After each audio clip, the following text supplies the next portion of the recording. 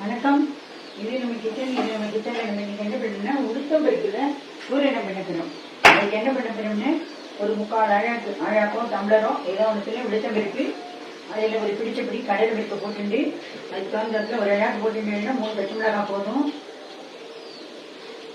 ஒரு 5 hours நல்லா ஊற விடுங்க. ஊறினா பூரணம் நல்லா காணும். அதனால நல்லா ஊற விட்டுட்டு நல்லா வடிகட்டிக்கணும். இந்த மாதிரி வடிகட்டிட்டு கொத்த ஜனம் இல்லாமல் வடிகட்டிக்கோங்க.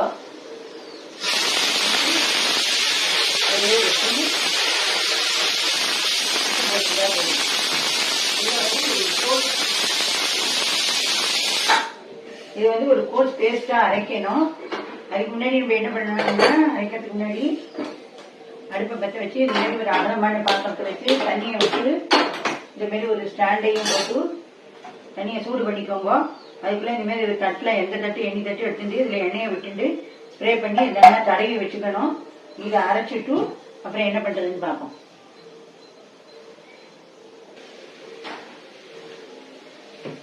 இந்த வகுத்தம் பொருளுக்கு இதை அரைச்சாச்சு. இந்த மாதிரி கோர்ஸா அரைச்சிட்டு இந்த எண்ணெய் தடவிய பிளேட்ல இதை போட்டு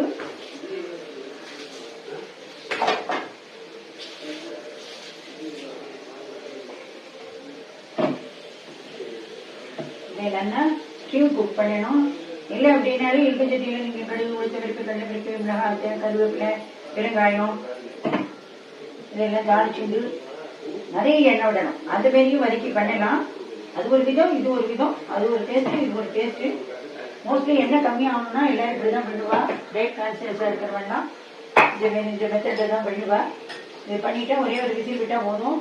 அதை ரொம்ப வெந்துடும். இப்போ இதை இந்த மாதிரி வச்சுட்டு இதை மூடி ஒரே ஒரு விசில் விடுவோம். அதுக்கு வேக வச்சோம் இல்லையா, அதை இப்போ எடுத்து ஆறி எடுத்து வச்சு இந்த மாதிரி வச்சிருக்கேன். இதில் வந்து நான் மிக்சி ஜாரில் போட்டு நான் வந்து பொடியா பண்ணிக்க போறேன். கோர்ஸ் பவுடரா அரைச்சா போதும். நீங்க விப்பர்ல போட்டு 2-3 வாட்டி இப்படி பண்ணினாலே போதும். நீங்க ரொம்ப இதுவா பண்ணிட்டேன்னா அப்புறம் அது தொகையில் மாரி போயிடும். நான் இது வந்து இப்போ கடுகு வெடிச்ச உடனே நான் இந்த உளுத்தம் பருப்பு இதெல்லாம் போடுறேன். நான் அதுக்குள்ள இதை வந்து கடுகு வெடிச்சு விட்டு உளுத்தம் பருப்பை போட்டாச்சு. 2 கருவேப்பிலை நிறைய வேணுங்கிறது கிடையாது. இதுக்கு வாசனைக்காக 2 கருவேப்பிலை.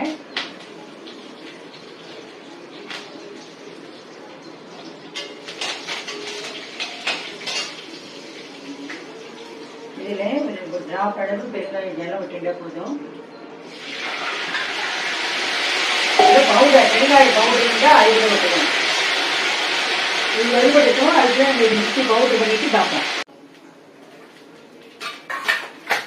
நம்ம பவுடர் பண்ணியாச்சு. கோர்ஸா விப்பர்ல கோர்ஸா இந்த மாதிரி போட்டாதான் உதிரியா வரும். இந்த மாதிரி போட்டுக்கோங்க.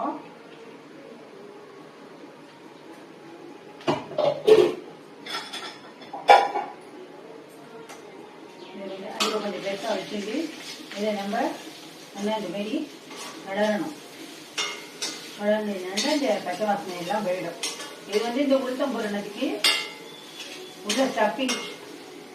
இதே கூட மேல் மாவு இஞ்சி போயிடுச்சு அப்படின்னாக்கா என்ன பண்ணலன்னா, இந்த உளுத்தம் பொருள் மிச்சம் இருந்தது அப்படின்னா அதையும் அந்த மேல் மாவையும் எல்லாத்தையும் ஒன்னா கொட்டி நல்லா பிசைஞ்சிட்டு அதை வந்து நீங்க உருண்டை பிடிச்சோ உங்களுக்கு வேணுங்கிற ஷேப்ல எப்படி வேணாலும் பண்ணிடும். அது கூட ஒரு கொழக்கட்டை மேக் பண்ணலாம். எந்த மாதிரி கொழக்கட்டை பண்ணாலும் பிள்ளையார் ஏற்றுப்பார் சந்தோஷமா.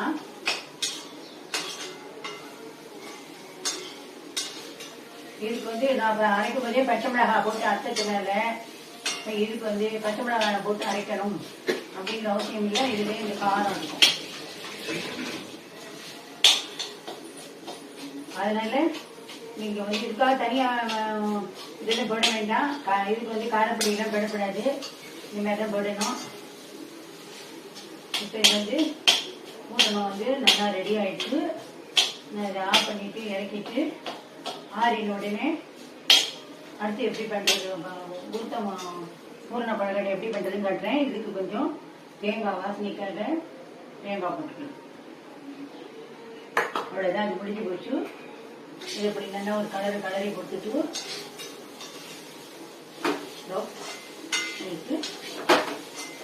ஆரியில் ஒட்டி ஒரு ஏனத்தில் போட்டு வச்சிருந்து ஆரியில் ஒட்டி நம்ம உளுத்தம் போடணும், கொழக்கட்டை பண்ணணும்.